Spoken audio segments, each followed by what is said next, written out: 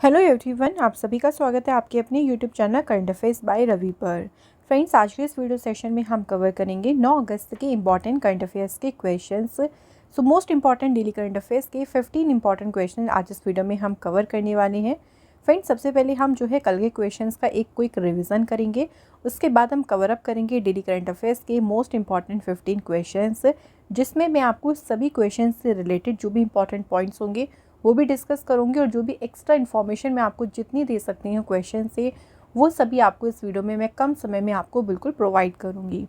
उसके बाद हम बात करेंगे आज का टॉपिक वाइज करंट अफेयर्स का रिवीजन, जिसमें हम बात करने वाले हैं 2024 में जो नए देखिए प्रधानमंत्री नियुक्त हुए हैं, जिन जिन देशों में नियुक्त हुए हैं उन टॉप कंट्रीज़ की बात हम करेंगे। उसके बाद बात करेंगे जीके के प्रीवियस ईयर क्वेश्चंस के बारे में, मोस्ट इंपॉर्टेंट क्वेश्चंस कवर करेंगे।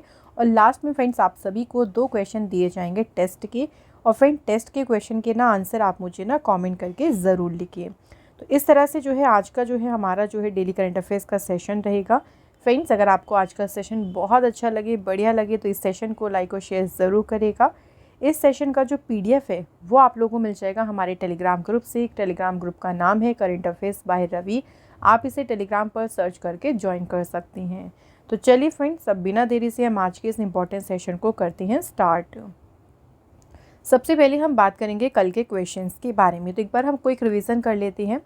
पहला क्वेश्चन है, बांग्लादेश की पूर्व प्रधानमंत्री शेख हसीना की अपने पद से इस्तीफा देने के बाद किसके द्वारा देश की अंतरिम सरकार का नेतृत्व किया जाएगा? तो अब करेंगे कौन? मोहम्मद यूनुस। नोबेल पुरस्कार विजेता है मोहम्मद यूनुस। अगस्त 2024 में किसे 50 किलोग्राम भार वर्ग में स्वर्ण पदक के लिए आवश्यक वजन पूरा न कर पाने के कारण पेरिस ओलंपिक से अयोग्य घोषित कर दिया गया है? यानी इनको पेरिस ओलंपिक से डिस्क्वालीफाई कर दिया गया है। उनका नाम है विनेश फोगाट। तो विनेश फोगाट का जितना वज़न होना चाहिए था उससे सिर्फ इनका 100 ग्राम जो है वो वज़न ज़्यादा आया, और जिसकी वजह से इनको डिस्क्वालीफाई कर दिया गया। नेक्स्ट क्वेश्चन है, देखिए, रिम्पेक 2024 एक्सरसाइज में भारत के किस जहाज ने नौसेना गनफायर सहायता प्रतियोगिता और रोडियो ट्रॉफी जीती है? तो ये जीती है आईएनएस शिवालिक ने। हिरोशिमा दिवस कब मनाया गया? 6 अगस्त को। एथलेटिक्स में पुरुषों की 3000 मीटर स्टीपल चेस फाइनल के लिए क्वालिफाई करने वाले पहले भारतीय खिलाड़ी कौन बन गए हैं? अविनाश साबले। अगला क्वेश्चन है, राष्ट्रीय हथकरघा दिवस कब मनाया गया? तो 7 अगस्त को ये मनाया गया, और इस बार की इसकी थीम है सतत भविष्य बुनना, weaving sustainable futures. Next, Piyush Goyal द्वारा लॉन्च की गई Bharat @100 envisioning tomorrow's economic power house पुस्तक के लेखक कौन हैं? तो ये बुक लिखी है केवी सुब्रमण्यम ने। अगस्त 2024 में केंद्र सरकार ने किस राज्य के आदि चुनगिरी और चुल्लानूर को मोर अभयारण्य घोषित किया है? तो ये कहाँ कहाँ लोकेटेड है? केरल और कर्नाटक में। 33वें पेरिस ओलंपिक 2024 पर डाक विभाग द्वारा जारी स्मारक डाक टिकट में किन खेलों को दर्शाया गया है? तो जो डाक टिकट जारी करे गए उसमें 4 ओलंपिक खेलों को दर्शाया गया, जिसमें है भाला फेंक, फील्ड हॉकी, नौकायन और टेबल टेनिस। नेक्स्ट है कि अगस्त 2024 में 5वीं आसियान भारत वस्तु व्यापार समझौते संयुक्त समिति की बैठक कहाँ आयोजित की गई? तो ये बैठक हुई थी जकार्ता, इंडोनेशिया में। अगला क्वेश्चन है, तीसरे voice of the global south शिखर सम्मेलन की मेजबानी किस देश द्वारा की जाएगी? तो कौन करेगा? भारत देश। अगस्त 2024 में भारतीय वायुसेना ने किस प्रकार की मिसाइल के उत्पादन को मंजूरी दी है? आंसर है अस्त्र मार्क फर्स्ट मिसाइल। राष्ट्रीय महिला आयोग ने साइबर अपराधों से निपटने के लिए डिजिटल शक्ति केंद्र कहाँ शुरू किया है? तो इस केंद्र को शुरू किया है नई दिल्ली में। नेक्स्ट क्वेश्चन है, अगस्त 2024 में भारत ने किस देश को अपना पहला जीआई टैग वाला अंजीर जूस निर्यात करके एक बड़ी सफलता हासिल की? तो किस देश को निर्यात किया है? पोलैंड कंट्री को।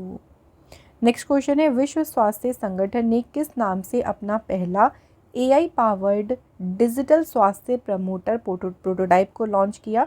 तो इस प्रोटोटाइप का नाम है सेरा। तो ये तो हमारे हो गए फ्रेंड्स कल के करंट अफेयर्स का क्विक रिवीजन। अब हम बात करेंगे आज के इंपॉर्टेंट करंट अफेयर्स के क्वेश्चंस के बारे में। पहला क्वेश्चन देखिए, फर्स्ट क्वेश्चन है किसे केंद्रीय सूक्ष्म लघु और मध्यम उद्यम मंत्रालय के तहत खादी और ग्रामोद्योग आयोग के सीईओ के रूप में नियुक्त किया गया है। तो KVIC जो है खादी और विलेज इंडस्ट्री कमीशन, अभी इसके सीईओ कौन अपॉइंट हुए हैं? आंसर वात्सल्य सक्सेना। तो वात्सल्य सक्सेना को खादी और ग्रामोद्योग आयोग के सीईओ के रूप में नियुक्त किया गया है। जो वात्सल्य सक्सेना है ये 1994 बैच के IRS अधिकारी हैं। बात यहाँ पे करें खादी और ग्रामोद्योग आयोग के बारे में, स्थापना हुई थी इसकी 1957 में। मुख्यालय है देखिए इसका मुंबई महाराष्ट्र में, और इसका नोडल मंत्रालय कौन सा है? माइक्रो लघु और मध्यम उद्यम मंत्रालय। अगला क्वेश्चन है अगस्त 2024 में किसने पेरिस ओलंपिक में 50 किलोग्राम फ्री स्टाइल कुश्ती के फाइनल में अयोग्य घोषित होने के बाद कुश्ती से संन्यास की घोषणा कर दी है? तो उन्होंने रेसलिंग से अपनी रिटायरमेंट की अनाउंसमेंट कर दी है, और इनका नाम तो आप सभी जानते होंगे, विनेश फोगाट। तो विनेश फोगाट को अभी जो है पेरिस ओलंपिक में डिस्क्वालीफाई कर दिया। इनका जो वज़न आया था, मतलब जितना क्राइटेरिया होना चाहिए उससे 100 ग्राम इनका वज़न ज़्यादा था, जिससे नियमों के अगर अनुसार बात करें तो इनको अयोग्य घोषित कर दिया। उसके बाद ही इन्होंने अपने संन्यास की घोषणा की है। तो विनेश फोगाट ने पेरिस ओलंपिक में 50 किलोग्राम फ्री स्टाइल कुश्ती फाइनल में अयोग्य होने के बाद कुश्ती से संन्यास की घोषणा की। विनेश फोगाट कथित तौर पर स्वीकृत वजन सीमा से केवल 100 ग्राम अधिक थी, जिसके कारण ही उन्हें अयोग्य घोषित किया गया था। इससे पहले देखिए विनेश फोगाट ओलंपिक के फाइनल में पहुंचने वाली पहली भारतीय महिला पहलवान बन गई थी। उन्होंने महिलाओं की फ्री स्टाइल 50 किलोग्राम वर्ग के सेमीफाइनल में क्यूबा की यूसनीलस गुज़मैन लोपेस को हराया था। और विनेश फोगाट कहाँ से बिलोंग करती हैं? भारत के हरियाणा राज्य से। अच्छा, पेरिस ओलंपिक की बात करें तो पेरिस ओलंपिक देखिए शुरू हुए थे 26 जुलाई को, 11 अगस्त तक ये चलेंगे। यहाँ से क्वेश्चन यहाँ से क्या क्या बन सकते हैं, देखो कि इंडिया के लिए सबसे पहला पेरिस ओलंपिक में मेडल किसने जीता, इस तरह से क्वेश्चन आपको आएगा। तो किसने जीता था सबसे पहला मेडल इंडिया के लिए? मनु भाकर ने। और इन्होंने कौन सा पदक जीता था ये भी याद रखिएगा, कांस्य पदक इन्होंने जीता। मनु भाकर ने सरबजोत सिंह के साथ मिलकर एक और पदक जीता जो कि कांस्य पदक है। तो जितने भी इंडिया के मेडल होंगे ना वो सभी इंपॉर्टेंट होंगे। और ये विनेश फोगाट वाला जो क्वेश्चन है ना, इसको भी आप लोग अच्छे से करके जाइएगा, क्योंकि यहाँ से भी आपको क्वेश्चन देखने को ज़रूर मिल सकता है। अगला क्वेश्चन देखिए, किसे कर्मचारी राज्य बीमा निगम का महानिदेशक नियुक्त किया गया है? सही आंसर है option number C, Ashok Kumar Singh. तो अशोक कुमार सिंह जो है ये कर्मचारी राज्य बीमा निगम के बने हैं महानिदेशक, और ये केरल कैडर के 1999 बैच के IAS अधिकारी हैं। बात करें कर्मचारी राज्य बीमा निगम के बारे में तो इसकी स्थापना हुई थी 24 फरवरी 1952 को। मुख्यालय इसका देखिए नई दिल्ली में है, और इसका मूल विभाग है श्रम एवं रोजगार मंत्रालय। नेक्स्ट क्वेश्चन देखिए, अगस्त 2024 में भारत और किस देश के बीच उदार शक्ति अभ्यास 2024 का आयोजन किया गया है? तो जो उदार शक्ति अभ्यास है, देखिए ये अभ्यास इंडिया और कौन सी कंट्री के बीच में हुआ है? सही आंसर है मलेशिया। तो जो उदार शक्ति अभ्यास है ये इंडिया और मलेशिया के बीच इसका आयोजन किया गया है। भारतीय वायुसेना की टुकड़ी रॉयल मलेशियाई वायुसेना के साथ द्विपक्षीय वायु अभ्यास उदार शक्ति 2024 में भाग लेने के लिए मलेशिया के क्वांटन पहुंची है। उदार शक्ति जो एक्सरसाइज है देखिए ये भारतीय वायुसेना और जो मलेशिया की वायुसेना है उसके बीच होने वाला एक द्विपक्षीय अभ्यास है। तो ये अभ्यास हुआ कहाँ पे है ये भी याद रखना है। तो मलेशिया के क्वांटम में जो है इस अभ्यास का आयोजन किया गया है। इस संयुक्त सैन्य अभ्यास का उद्देश्य भारतीय और मलेशिया वायुसेना के बीच मौजूदा संबंधों को मजबूत करना, रखरखाव प्रथाओं पर ज्ञान साझा करने और परिचालन समन्वय को बढ़ाना है।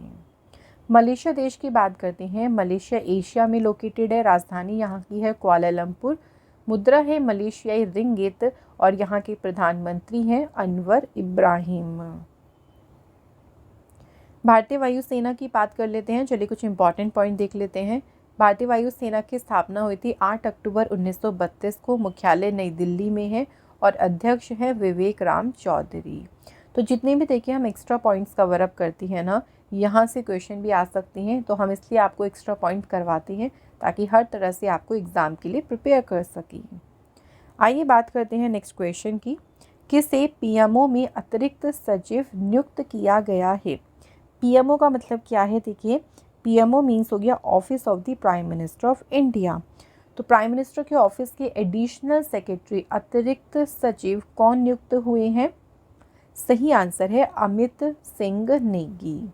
तो वरिष्ठ आईएएस अधिकारी हैं अमित सिंह नेगी, जिनको केंद्र ने पीएमओ में अतिरिक्त सचिव नियुक्त किया है। वह उत्तराखंड कैडर से 1999 बैच के आईएएस अधिकारी हैं। अमित सिंह नेगी वर्तमान में केंद्रीय वित्त मंत्रालय के तहत व्यय विभाग में संयुक्त सचिव हैं और इनको अभी पीएमओ ऑफिस में जो है अतिरिक्त सचिव इनको नियुक्त किया गया है। बात करें यहाँ पे भारत के प्रधानमंत्री के कार्यालय की, तो इसकी स्थापना हुई थी 1947 में और इसका मुख्यालय है रायसीना हिल, नई दिल्ली में। अगला क्वेश्चन देखिए, राष्ट्रीय भाला फेंक दिवस 2024 कब मनाया गया है? तो ये डे काफ़ी इंपॉर्टेंट है। देखिए, इसकी बात करें नेशनल जेवलिन डे की, तो ये मनाया गया है कब? 7 अगस्त को। अब देखिए 7 अगस्त का दिन क्यों चुना गया था इस दिन के लिए? क्योंकि अगर हम 7 अगस्त 2021 टोक्यो ओलंपिक की बात करें तो भाला फेंक में नीरज चोपड़ा ने गोल्डन मेडल जीतकर भारत का नाम रोशन किया था। ये गोल्डन मेडल जो उन्होंने जीता था ना, गोल्ड मेडल, ये 7 अगस्त को जीता था, इसलिए हर साल 7 अगस्त को मनाते हैं राष्ट्रीय भाला फेंक दिवस। इस दिन को मनाए जाने का उद्देश्य भाला फेंक को एक लोकप्रिय खेल बनाना भी है। तो जब से नीरज चोपड़ा ने गोल्ड मेडल जीता तब से ये खेल बहुत ही लोकप्रिय हो गया है और काफ़ी नए नए खिलाड़ी भी इसमें पार्टिसिपेट अब कर रही हैं। अगला क्वेश्चन देखिए, किस देश ने मेगा सैटेलाइट तारामंडल G60 को सफलतापूर्वक प्रक्षेपित किया है? सो मेगा सैटेलाइट कॉन्स्टेलेशन G60 इसे सक्सेसफुली लॉन्च किया है कौन सी कंट्री ने? तो इसे चीन ने लॉन्च किया है। चीन ने ताइवान उपग्रह प्रक्षेपण केंद्र से 18 G60 उपग्रहों के पहले समूह को पृथ्वी की निचली कक्षा में सफलतापूर्वक प्रक्षेपित किया। यह इंटरनेट उपग्रहों का एक विशाल समूह स्थापित करने की चीन की महत्वाकांक्षी योजनाओं की शुरुआत है, जिसका उद्देश्य वैश्विक इंटरनेट कवरेज प्रदान करना और अमेरिका स्थित स्टारलिंक के साथ में प्रतिस्पर्धा करना है। तो चाइना थोड़ा कंपटीशन भी करना चाह रहा है अमेरिका से। जो अमेरिका का स्टारलिंक है, देखिए उससे चाइना जो है compete करना चाह रहा है। ये प्रक्षेपण लॉन्ग मार्च 6A रॉकेट के द्वारा किया गया है, जो 4 ठोस रॉकेट मोटर से सुसज्जित 2 चरणीय बूस्टर है। Shanghai space com satellite technology द्वारा चीनी विज्ञानी अकेडमी के तहत माइक्रो सैटेलाइट्स के लिए इनोवेशन अकेडमी के सहयोग से विकसित G60 तारामंडल का लक्ष्य 14,000 से अधिक उपग्रहों को तैनात करना है। चीन देश की बात कर लेते हैं। चीन एशिया में है, राजधानी बीजिंग है, मुद्रा है यहाँ की रेनबिनबी और राष्ट्रपति हैं यहाँ के शी जिनपिंग। अगर हम जनसंख्या की दृष्टि से बात करें, देखिए अभी तक तो आप सभी जानते होंगे कि चाइना नंबर 1 पे था, लेकिन अब जो है जनसंख्या की दृष्टि से भारत आ गया है नंबर 1 पे और चाइना यानी चीन की पोजीशन कौन सी हो गई है? दूसरे नंबर पे। नेक्स्ट क्वेश्चन है, भारत के साथ अनुसंधान और सांस्कृतिक सहयोग के लिए मैत्री अनुदान की घोषणा किसने की है? तो जो मैत्री अनुदान है, देखिए इसकी घोषणा भारत के साथ किसने की है? ऑस्ट्रेलिया कंट्री ने। ऑस्ट्रेलिया सरकार ने अनुसंधान और सांस्कृतिक भागीदारी के लिए मैत्री अनुदान की घोषणा की। ऑस्ट्रेलिया भारत संबंध केंद्र द्वारा प्रशासित मैत्री अनुदान का उद्देश्य दोनों देशों के बीच संबंधों को गहरा करना और निकट सहयोग है उसको संभव बनाना। तो ज़्यादा से ज़्यादा देखिए दोनों कंट्रीज़ के जो रिलेशंस है ना वो और भी क्लोज हों और भी गहरे हो सके, यही इस मैत्री अनुदान का जो है वो उद्देश्य है। बात ऑस्ट्रेलिया के बारे में करें तो ऑस्ट्रेलिया जो है ओशिनिया की भौगोलिक क्षेत्र, जो वहाँ का जोग्राफिकल रीजन है उसमें लोकेटेड है। राजधानी यहाँ की है कैनबरा, मुद्रा है ऑस्ट्रेलियाई डॉलर और प्रधानमंत्री हैं एंथोनी एल्बनीज। अगला क्वेश्चन है, विश्व दूरसंचार मानकीकरण सभा की मेजबानी किसके द्वारा की जाएगी? तो फ्रेंड्स, बात करें विश्व दूरसंचार मानकीकरण सभा की, तो इसकी मेजबानी किसके द्वारा की जाएगी? भारत देश के द्वारा की जाएगी। कुछ इंपॉर्टेंट पॉइंट देख लीजिए। भारत विश्व दूरसंचार मानकीकरण सभा की मेजबानी करेगा और ये कब से कब तक आयोजित होगी? 15 से 24 अक्टूबर तक। विश्व दूरसंचार मानकीकरण सभा से पहले 14 अक्टूबर 2024 को नई दिल्ली के भारत मंडपम में वैश्विक मानक संगोष्ठी आयोजित की जाएगी। इस कार्यक्रम की बात करें तो देखिए, इस कार्यक्रम के माध्यम से प्रतिभागियों को प्रदर्शनी और प्रदर्शनी के माध्यम से भारत की तकनीकी प्रगति से परिचित कराया जाएगा कि भारत ने जो देखिए एडवांसमेंट, जो टेक्नोलॉजी में भारत ने तरक्की की है, वो सभी यहाँ पे इस प्रोग्राम के माध्यम से भी शोकेस किया जाएगा। इस कार्यक्रम का उद्देश्य 5G, 6G सैटेलाइट संचार, AI, IoT, क्वांटम प्रौद्योगिकी और क्लाउड कंप्यूटिंग जैसे महत्वपूर्ण दूरसंचार और ICT क्षेत्रों में भारत ने जो भी देखिए महत्वपूर्ण उपलब्धि हासिल करी है, एक तरीके से उसको बढ़ाना, और ये सारी चीज़ें शोकेस की जाएंगी भारत की कि भारत ने क्या क्या नई नई एडवांसमेंट करी है, क्या क्या नई नई भारत ने जो है वो तकनीकी भारत लेके आया है, तो उसके बारे में परिचित कराया जाएगा इस कार्यक्रम के माध्यम से। अगला क्वेश्चन देखिए, भारत सरकार ने पहली बार किस शाकनाशी सहिष्णु फसल की व्यावसायिक खेती की अनुमति दी है? तो इंडियन गवर्नमेंट ने पहली बार देखिए HT जो बासमती चावल है, इसकी जो है पहली बार जो व्यावसायिक खेती है, कमर्शियल कल्टीवेशन है, इसकी अनुमति दी है भारत सरकार ने। तो भारत सरकार ने शाकनाशी सहिष्णु बासमती चावल की 2 गैर ट्रांसजेनिक किस्म, जिसमें है पूसा बासमती 1979 और पूसा बासमती 1985, ये जो 2 किस्म हैं, जो वेराइटीज़ हैं बासमती राइस की, इनकी अभी व्यावसायिक खेती की अनुमति दी है। इन किस्मों को भारतीय कृषि अनुसंधान परिषद ने जल संरक्षण, मीथेन जैसी ग्रीन हाउस गैसों को कम करने और चावल की उत्पादकता बढ़ाने के लिए इसको लॉन्च किया है। ट्रांसजेनिक एक आनुवंशिकता रूपांतरित जीव या कोशिका को संदर्भित करता है जिसके जीनोम को कृत्रिम साधनों की सहायता से किसी अन्य प्रजाति से एक या अधिक बाह्य DNA अनुक्रम या जीन को निर्दिष्ट कर रूपांतरित किया जाता है, एक तरीके से उनको कन्वर्ट किया जाता है। देखिए, गैर ट्रांसजेनिक में कोई भी बाह्य DNA सम्मिलित नहीं होता, लेकिन जो हम यहाँ पे बात कर रहे थे देखिए ट्रांसजेनिक की, तो इसमें बाह्य DNA जो है वो सम्मिलित होता है। नेक्स्ट क्वेश्चन है फ्रेंड्स, भारतीय सेना ने कहाँ पर पर्वत प्रहार अभ्यास जो है आयोजित किया है? तो जो पर्वत प्रहार अभ्यास है, भारतीय सेना ने जो है इसका आयोजन किया है कहाँ पे? लद्दाख में। ठीक है, आपको रीज़न याद रखना है, कौन से रीजन में इसको आयोजित किया गया? लद्दाख। भारतीय सेना ने लद्दाख में रणनीतिक सैन्य अभ्यास पर्वत प्रहार किया है, जिसमें उच्च ऊंचाई वाले क्षेत्र, जो उच्च ऊंचाई वाले युद्ध और अभियानों हैं, उन पर बहुत ही ज़्यादा ध्यान केंद्रित किया गया। इसमें पर्वत प्रहार अभ्यास में पहाड़ी और ऊबड़ खाबड़ इलाकों पर जोर दिया जाता है, जिससे कि हमारी जो सेना है ना, कई बार जैसे ऐसी स्थिति आ जाए वहाँ पे, तो हमारी सेना पहले से ही तैयार हो सके ऐसे एरिया में भी युद्ध करने में। तो पहले से ही उनको उस एरिया में जो है अच्छे से उनको एक्सरसाइज कराई जाती है, उनको प्रयास कराया जाता है। लद्दाख की बात करें, जो कि भारत का एक केंद्र शासित प्रदेश है, स्थापना हुई थी 31 अक्टूबर 2019 को। राजधानी है यहाँ की लेह और उपराज्यपाल है BD मिश्रा। नेक्स्ट क्वेश्चन देखिए, किस देश ने दूसरी बार CAVA महिला वॉलीबॉल नेशन लीग 2024 का खिताब जीता है? तो second time CAVA women's volleyball nations league का टाइटल जीता है कौन से देश ने? भारत देश ने। भारत ने काठमांडू के दशरथ स्टेडियम में मेजबान नेपाल को 3-2 से हराकर इस लीग को जीता। तो भारत ने इसमें देखिए कौन सी टीम को हराया, ये भी याद रखिएगा, नेपाल की टीम को। कावा महिला वॉलीबॉल नेशन लीग में भारत ने दूसरी बार ये खिताब जीता है। नेपाल जो है, नेपाल ने देखिए रजत पदक जीता, क्योंकि नेपाल दूसरे नंबर पे आया है। और तीसरे नंबर पे कौन सी टीम रही? ईरान की, और ईरान ने जीता कांस्य पदक। कावा यानी इसका पूरा नाम है central Asian volleyball association. Next question की बात करते हैं।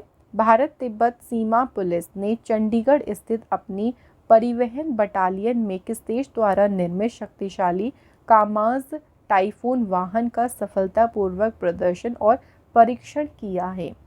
तो यहाँ बात करें कि किस देश के द्वारा इसको निर्मित किया गया है कामाज टाइफून वाहन को, जिसका अभी परीक्षण किया गया। तो इस वाहन को विकसित किया है कौन से देश ने? रशिया कंट्री ने। तो आईटीबीपी यानी जो भारत तिब्बत सीमा पुलिस है, उन्होंने चंडीगढ़ में स्थित अपनी परिवहन बटालियन में जो शक्तिशाली कामाज टाइफून वाहन है, इसका सफलतापूर्वक प्रदर्शन और परीक्षण किया। इस कार्यक्रम में वाहन फैक्ट्री जबलपुर के अधिकारियों ने भाग लिया है। कामाज की बात करें, कामाज 53949 टाइफून के एक रूस निर्मित 4x4 mine resistant ambush protected वाहन है। तो रशिया के द्वारा इसको निर्मित किया गया।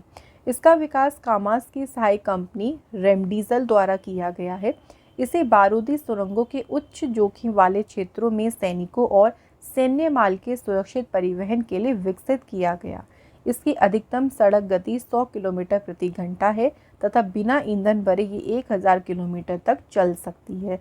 तो ऐसी एरिया देखिए जहाँ पे बारूदी सुरंगें हैं, तो सैनिकों को बहुत ज़्यादा खतरा होता है, उनको उस एरिया में प्रोटेक्ट करने के लिए इसको इस्तेमाल किया जाएगा। रशिया देश की बात करें तो रशिया यूरोप और एशिया में स्थित है। राजधानी मॉस्को, मुद्रा है रशियन रूबल, राष्ट्रपति है व्लादिमीर पुतिन और प्रधानमंत्री हैं मिखाइल मिशुतिन। अगला question, real estate consultancy Knight Frank द्वारा जारी रिपोर्ट के अनुसार भारत का कौन सा शहर आवास के लिए सबसे किफ़ायती भारतीय शहर है? तो इंडिया में अगर हाउसिंग की बात करें, आवास यानी रहने की बात करें, तो सबसे अफोर्डेबल जो इंडियन सिटी है वो है गुजरात की अहमदाबाद सिटी। तो ये किसने जारी की है? Real estate consultancy Knight Frank के द्वारा इस रिपोर्ट को जारी किया गया, जिसमें कहा गया है कि अहमदाबाद जो है आवास के लिए सबसे किफ़ायती भारतीय शहर है। 2019 से अहमदाबाद इस स्थान पर बना हुआ है। ये रिपोर्ट औसत परिवार के लिए समान मासिक किस्त से आय अनुपात को ट्रैक करती है। अहमदाबाद में एक व्यक्ति को गृह ऋण चुकाने के लिए अपनी आय का 21% भुगतान करना होगा। गुजरात के अहमदाबाद के बाद पुणे और कोलकाता का स्थान है, जहां ऋण चुकाने के लिए 24% का भुगतान करना पड़ता है। गुजरात की चलिए फ्रेंड्स बात कर लेते हैं। देखिए, तो गुजरात की देखिए स्थापना हुई थी 1 मई 1960 को। राजधानी है यहाँ की गांधीनगर, मुख्यमंत्री हैं भूपेंद्र पटेल और आचार्य हैं यहाँ के राज्यपाल हैं आचार्य देवव्रत। फ्रेंड्स, मैं आपको गुजरात से चले कुछ इंपॉर्टेंट न्यूज़ रिवाइज करा देती हूँ। अभी बिल्कुल हाल फिलहाल में ही गुजरात सरकार ने श्रमिक बसेरा योजना को शुरू किया था। गुजरात सरकार ने जो घोल फिश है, घोल मछली है, उसे स्टेट फिश राज्य मछली का दर्जा दिया। नेक्स्ट न्यूज़ याद रखेंगे friends, prime minister Narendra Modi ji ने मिशन स्कूल ऑफ एक्सीलेंस को गुजरात में ही लॉन्च किया था। गुजरात सरकार ने गो ग्रीन स्कीम शुरू करी थी। इसके अलावा वतन प्रेम योजना, ये कहाँ शुरू हुई थी? गुजरात सरकार के द्वारा ही। गुजरात सरकार ने देखिए फ्रेंड जो ड्रैगन फ्रूट है ना, इसका नाम बदलकर क्या रखा है? ये भी याद रखिएगा, कमलम फ्रूट। अगला क्वेश्चन देखिए, किस राज्य ने स्थानीय निकाय चुनाव लड़ने के लिए व्यक्तियों के लिए 2 बच्चे वाली नीति को खत्म किया है? तो किस राज्य ने इसे खत्म किया है? आंसर, आंध्र प्रदेश। आंध्र प्रदेश की सरकार ने राज्य में घटती प्रजनन दर को देखते हुए स्थानीय निकाय चुनाव लड़ने के लिए 2 बच्चों का जो मानदंड है उसको खत्म करने का फैसला किया है। मुख्यमंत्री एन चंद्रबाबू नायडू की अध्यक्षता में राज्य मंत्रिमंडल की बैठक में इस निर्णय को लिया गया। राष्ट्रीय प्रजनन दर 2.1% है, जबकि आंध्र प्रदेश में ये दर कितनी रह गई? केवल 1.5%। आंध्र प्रदेश जो है यहाँ की स्थापना हुई थी 1 नवंबर 1956 को। राजधानी अमरावती है। राज्यपाल हैं एस अब्दुल नज़ीर और यहाँ के मुख्यमंत्री हैं एन चंद्रबाबू नायडू। तो फ्रेंड्स, यहाँ पे आज के हमारे मोस्ट इम्पॉर्टेंट 15 क्वेश्चंस हो गए हैं कंप्लीट। अब हम डिस्कस करेंगे टॉपिक वाइज करंट अफेयर्स के रिवीजन के बारे में। और आज हमने टॉपिक लिया है प्रधानमंत्री। 2024 में जो नए प्रधानमंत्री नियुक्त हुए हैं, तो यहाँ पे टॉप 10 हम देखिए इंपॉर्टेंट जो है कंट्रीज़ को देख लेते हैं। पहला है देखिए बांग्लादेश के अभी अंतरिम प्रधानमंत्री कौन बने, तो शेख हसीना ने अपने पद से इस्तीफा दे दिया और वो देश छोड़कर भी चली गई। तो उनके बाद यहाँ के अंतरिम प्रधानमंत्री बने हैं मोहम्मद यूनुस। नेपाल के चौथी बार प्रधानमंत्री कौन बने, केपी शर्मा ओली। इसके बाद देखिए नीदरलैंड के प्रधानमंत्री बने हैं डिक शूफ। भारत के तीसरी बार प्रधानमंत्री कौन बने हैं, नरेंद्र मोदी जी। सिंगापुर के प्रधानमंत्री बने हैं लॉरेंस वोंग। आयरलैंड के प्रधानमंत्री बने हैं साइमन हैरिस। इसके बाद देख लीजिए ब्रिटेन देश की बात करें तो यहाँ के प्रधानमंत्री बने कीर स्टेमर। पुर्तगाल के प्रधानमंत्री बने लुइस मोंटेग्रो। रूस देश के प्रधानमंत्री बने हैं मिखाइल मिशुतिन। कॉन्गो गणराज्य की प्रधानमंत्री बनी है जूडिथ सुमिनवा तुलुका। तो ये सभी हमें याद रखने हैं, ये सभी जो है अभी नए अपॉइंटमेंट्स हुए हैं प्रधानमंत्री की। अब इसके बाद हम बात करेंगे जीके के प्रीवियस ईयर क्वेश्चंस के बारे में। तो चलिए टॉप 10 क्वेश्चंस को हम लोग कवर अप करते हैं। पहला क्वेश्चन है, कौन सा गवर्नर जनरल हड़प नीति से संबंधित था, डॉक्ट्राइन ऑफ लैप्स। तो कौन से गवर्नर जनरल संबंधित थे इससे, लॉर्ड डलहौजी। अगला क्वेश्चन, संसद के 2 सत्रों के बीच अधिकतम अंतराल कितना होता है, तो मैक्सिमम अंतराल होता है 6 महीने का। अगला क्वेश्चन, जब आरबीआई रेपो दर में कमी करने का निर्णय लेती है तो धन आपूर्ति में क्या होगा, तो धन आपूर्ति इससे बढ़ती है। नेक्स्ट क्वेश्चन, राष्ट्रीय कृषि और ग्रामीण विकास बैंक यानी नाबार्ड जो है, नाबार्ड का मुख्यालय कहाँ पर है। तो नाबार्ड की देखिए कई बार ना फ्रेंड्स एग्जाम में इसकी फुल फॉर्म भी पूछ लेती है, तो इसकी फुल फॉर्म भी याद रखिएगा, राष्ट्रीय कृषि और ग्रामीण विकास बैंक। और नाबार्ड का जो मुख्यालय है ये कहाँ पे लोकेटेड है, मुंबई में। इसके अलावा फ्रेंड बात करें कि नागालैंड की स्थापना नाबार्ड की स्थापना कब हुई थी, ये भी याद रखना है, 12 जुलाई 1982 को नाबार्ड की स्थापना हुई। अगला देखिए, तीसरी पंचवर्षीय योजना को किस नाम से जाना जाता है, इसे गडगिल योजना भी कहते हैं। और तीसरी पंचवर्षीय योजना 1961 से 1966 तक रही थी। नेक्स्ट क्वेश्चन है, वित्त आयोग का गठन भारत के संविधान के किस अनुच्छेद के तहत किया जाता है, अनुच्छेद 280। नेक्स्ट क्वेश्चन, परमाणु ऊर्जा उत्पादन के लिए किस धातु का उपयोग किया जाता है, तो इसमें करते हैं यूरेनियम का। नेक्स्ट है, वॉशिंग सोडा को अन्य किस नाम से जाना जाता है, तो वॉशिंग सोडा को कहते हैं सोडियम कार्बोनेट। ठीक है, तो याद रहेगा फ्रेंड्स, क्या कहते हैं वॉशिंग सोडा को, सोडियम कार्बोनेट कहा जाता है। और अगर बात करें सोडियम कार्बोनेट का फॉर्मूला, ये भी याद रखिएगा, Na2CO3 होता है। नेक्स्ट क्वेश्चन है, कौन सी ग्रंथि बहिस्रावी और अंतःस्रावी दोनों है, तो ये है अग्नाशय पैनक्रियाज। नेक्स्ट क्वेश्चन, योजना आयोग के प्रथम अध्यक्ष कौन थे, जवाहरलाल नेहरू। तो ये थे फ्रेंड्स हमारे टॉप 10 प्रीवियस ईयर क्वेश्चंस। तो यहाँ पे मैंने आपको सभी देखिए इंपॉर्टेंट क्वेश्चंस कवर करा दिए। अब हम टेस्ट क्वेश्चंस की बात करेंगे, जिसमें हमारा पहला क्वेश्चन है, राष्ट्रीय भाला फेंक दिवस कब मनाया गया, तो नेशनल जेवलिन डे देखिए कब मनाया गया है। इसके बाद देखिए सेकंड क्वेश्चन, नेक्स्ट क्वेश्चन है देखिए, अगस्त 2024 में भारत और किस देश के बीच उदार शक्ति अभ्यास का आयोजन किया गया। तो इन दोनों क्वेश्चन के आंसर जो है आप लोग हमें कमेंट बॉक्स में ज़रूर लिखें। और यहाँ पर हमारे सभी क्वेश्चन कंप्लीट हो गए डेली करंट अफेयर्स के सेशन के। इसके अलावा देखिए, अगर आप किसी भी कॉम्पिटिटिव एग्ज़ाम की प्रिपरेशन कर रही हैं तो उसके लिए काफ़ी सारी ई बुक्स जो हैं हमारी वेबसाइट पर अवेलेबल हैं। इसके लिए आप गूगल पर सर्च करिएगा वेबसाइट को, और उसके बाद आपको सभी ई बुक्स यहाँ पर मिल जाएंगी। इन ई बुक्स को आप आसानी से वहाँ से बाई कर सकते हैं अपने अकॉर्डिंग। नेक्स्ट देखिए, अगर बात करें डेली करंट अफेयर्स के पीडीएफ के बारे में, तो इसका पीडीएफ आप लोगों को हमारे टेलीग्राम ग्रुप से मिल जाएगा। टेलीग्राम ग्रुप का नाम है current affairs by Ravi. Telegram पर आप सर्च करके इस ग्रुप को ज्वाइन कर सकती हैं। नेक्स्ट बात करें एप्लीकेशन की, तो रवि स्टडी जीके एप्लीकेशन जो है आप इसे प्ले स्टोर से डाउनलोड कर पाएंगे, और यहाँ पर आपको फ्री टेस्ट प्रोवाइड करने हैं। तो जो भी हम आपको करंट अफेयर्स की क्लासेस दे रहे हैं, आप यहाँ पे अपने क्विज़ को, अपने क्वेश्चंस को जो है टेस्ट के माध्यम से लगा भी सकते हैं। तो इस तरह से ओवरऑल आपको काफ़ी सारी चीज़ें प्रोवाइड कर रही हैं।